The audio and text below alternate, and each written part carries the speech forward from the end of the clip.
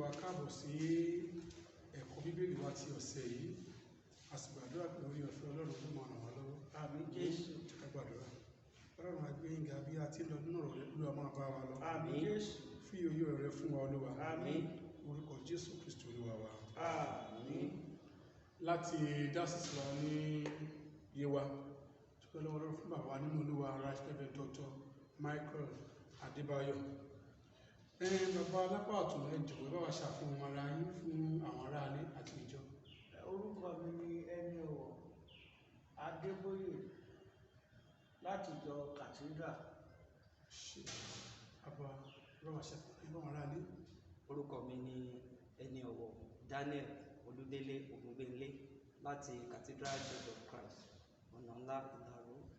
Ṣé ní ọ̀sẹ̀ yìí tí ṣe ọjọ́ kẹrìndínlógójì, ọjọ́ ìsinmi kejìlá lẹ́yìn mẹ́ta lọ́kan, àkórí ọ̀rọ̀ wa ni Olúwa Ọlọ́run àti ìjọba àlàáfíà.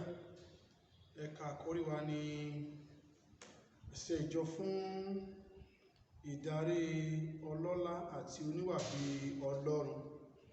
Orí ọ̀rọ̀ wa ni ìmọ̀ nípa ti òye àti ẹ̀mí.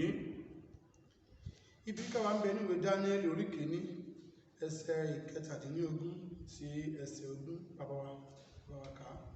Ọlọ́run fún àwọn ọ̀dọ́mọkùnrin mẹ́rẹ̀ẹ̀rin yìí ní ọgbọ́n, ìmọ̀ àti òye. Dáníẹ́lì sì ní ìmọ̀ láti túmọ̀ ìran àti àlá. Nígbà tí àkókò tí ọba ti pàṣẹ pé kí wọ́n kó wọn wá, olórí ìwẹ̀fà kó gbogbo wọn wá sí iwájú rẹ̀. Ọba pè wọ́n, ó dán wọn wò nínú gbogbo wọn, kò sì sí ẹni tó dàbí Dáníẹ́lì, Ananiya, Mísáìlì àti Asariah. Nítorí náà wọ́n fi Dáníẹ́lì àti àwọn ẹlẹgbẹ́ rẹ̀ sí ọ̀dọ̀ ọba ní ààfin. Nínú gbogbo ọ̀rọ̀ ọgbọ́n àti ìmọ̀ tí ọba bi wọ́n, ó rí i pé wọ́n sàn ní ìlọ́po mẹ́wàá ju gbogbo àwọn pidánpidán àti àwọn aláfọ̀ṣẹ tí ó wà ní ìjọba rẹ̀ lọ. Ẹ ṣé àánú Olúwa àti gbọ́ nínú ibi kíkà wọn yẹn bí Olúwa ti ran Dáníẹ́lì àti àwọn ará rẹ̀ lọ́wọ́ tó sì fún wọn ní òye tó tayọ. Ẹ jẹ́ kí yáyára wo èròǹgbà wa ti ọ̀sẹ̀ yìí. Èròǹgbà wa ni láti ṣàfihàn àwọn ìdí tí àwọn Kìrìsìtẹ́nì fi ní láti ní òye tí ó mú yányán nípa ìṣèlú, àṣà àti ìtàn pẹ̀lú Bíbélì. Èròǹgbà kejì, láti jíròrò bí òye tí ó mú yányán nípa ìwé mímọ́, ìtàn àti ọ̀rọ̀ tí ó ń lọ ti lè jẹ́ kí àwọn ènìyàn Ọlọ́run mú ìyàtọ̀ tí ó dára wá sínú ìṣẹ̀lẹ̀ orílẹ̀-èdè àti ìṣèlú fún àǹfààní wọn. Àti rí àwọn èròǹgbà wa. Ẹ jẹ́ ká wo ìfáàrà wa ti ọ̀sẹ̀ yìí. Ibi kíkà náà fi hàn pé Dáníẹ́lì àti àwọn ọ̀rẹ́ rẹ̀ kọ́ ohun gbogbo tí ó yẹ kí wọ́n mọ̀ nípa àṣà tuntun wọn, kí wọ́n bá lè ṣe iṣẹ́ wọn ní ọ̀nà tí ó dára jùlọ. Bákan náà ni wọ́n dúró nínú ìfaramọ́ Ọlọ́run sísìn. Wọ́n sì fi ọgbọ́n ní ipa lórí ìjọba àti àṣà náà sí ipa ìwà bí Ọlọ́run. Kìí ṣe aṣojú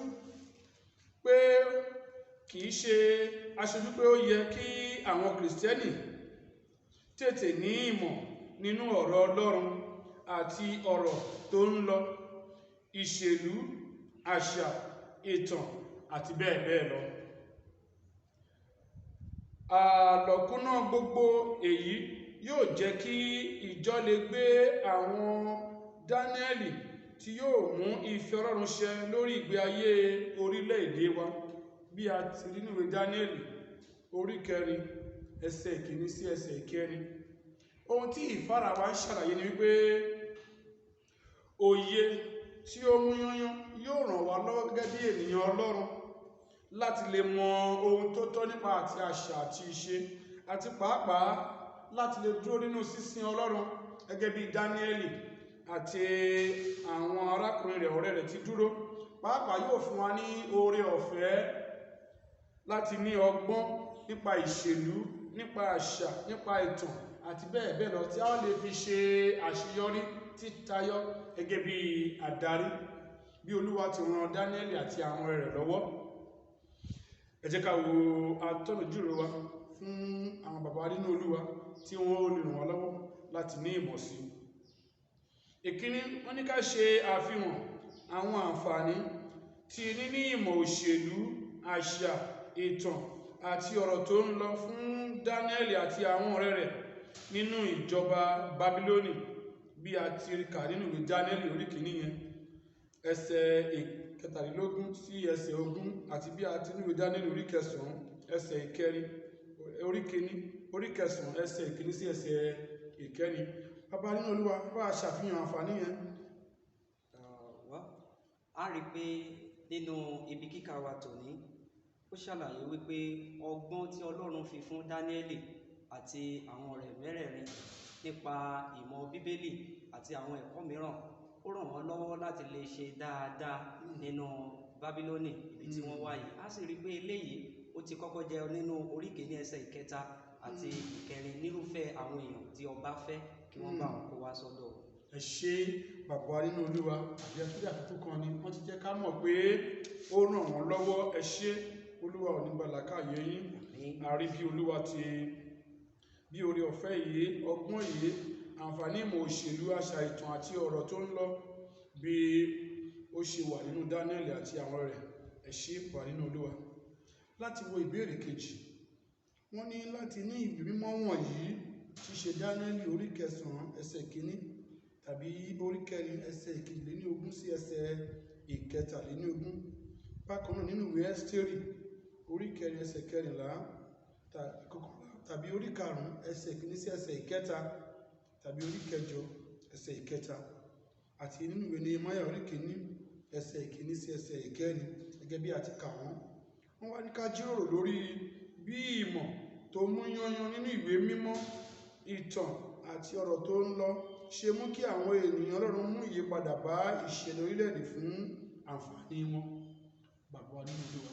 Tí a bá wò ó ní orí ìwé Dáníẹ́lì orí 9 bẹ̀ láti ẹsẹ̀ 1 sí ẹsẹ̀ 4 fún torí àkókò wa mo máa ka ẹsẹ̀ 2 sí 3 sísàlẹ̀ nítorí pé a rí ọgbọ́n Ọlọ́run.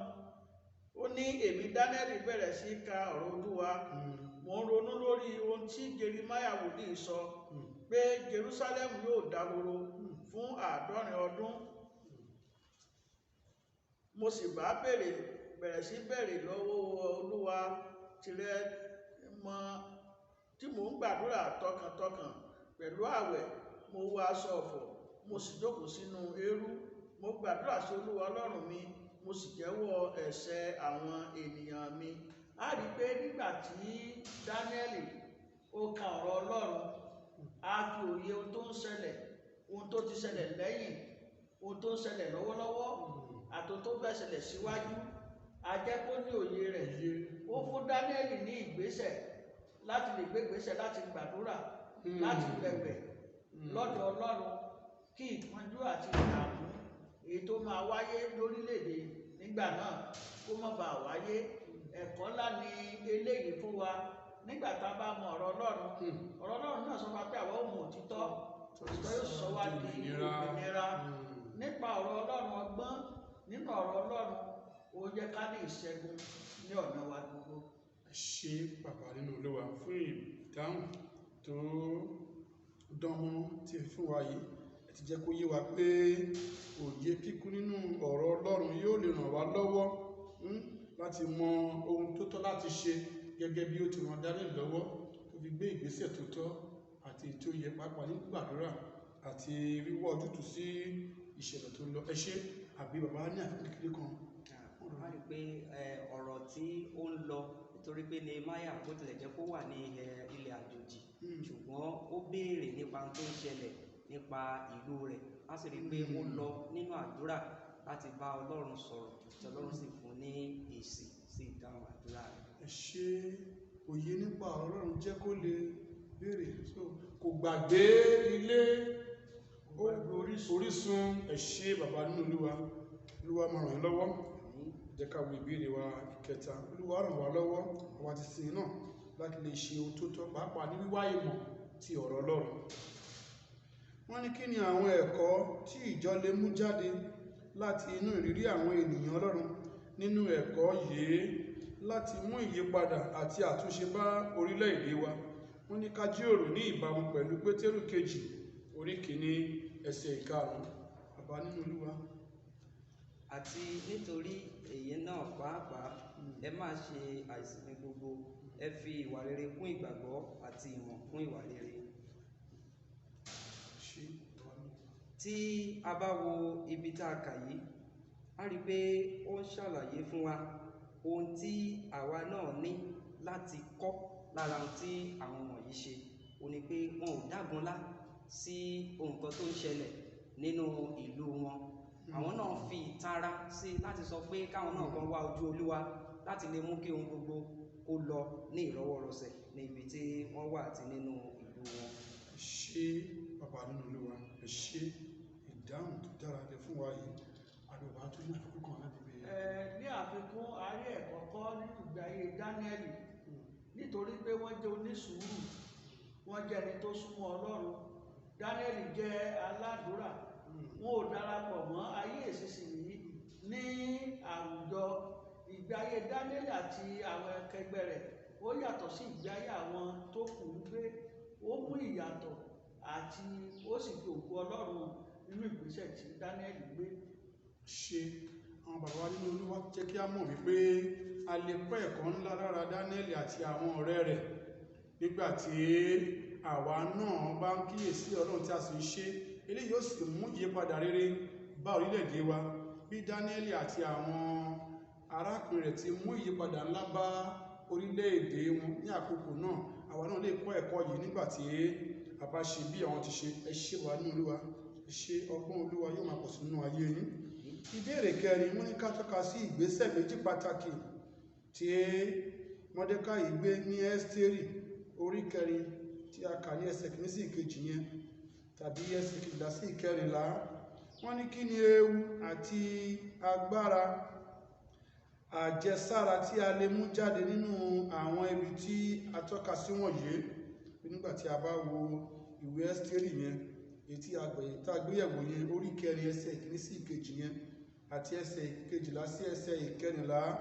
Ó wá ní ká tọ́ka sí ìgbésẹ̀ méjì pàtàkì tí Mọ́dékáì gbé àti pé kí sì ni ewu àti agbára àjẹsára tí a lè mú jáde nínú àwọn ibi tí a tọ́ka sí wọ̀nyí. Ṣé nínú ibi tí wọ́n yàn fún wa yẹn, Ẹ́sítérì orí kẹrin ẹsẹ̀ ìkíní àti ìkejì, a rí pé nígbà tí Mọ́dékáì tó gbọ́ nípa ohun tí wọ́n fẹ́ ṣe fún àwọn ará ìlú rẹ̀, ó sọkún kíkorò, ó fi aṣọ eérú ó fi bo ara rẹ̀, ó sì lọ sí ọ̀dọ̀ ọba.